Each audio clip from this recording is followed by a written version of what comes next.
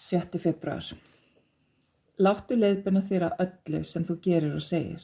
Lærðu að vera afar þolinmóður og bíða eftir réttum tíma fyrir allt. Vertu þess fullviss að allt þróast fullkomlega þegar þú bíður eftir mér og þýtur ekki á undan án handleiðslu. Margt bíður eftir að koma í ljós á réttum tíma.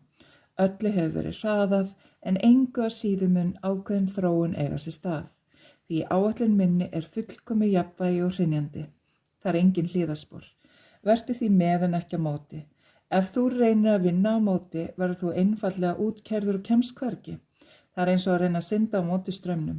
Þú munt annaðhvort haldast kyrr með því að synda öllum krafti eða þú hrekst tilbaka á undan kraftins straumsins. Forðastu að vinna á móti einhverju sem er óhjákvæmilegt en lærðu í staðinn að fylgja því í algjörum friði og trausti, svo þú framkvæmir rétt á réttum tíma.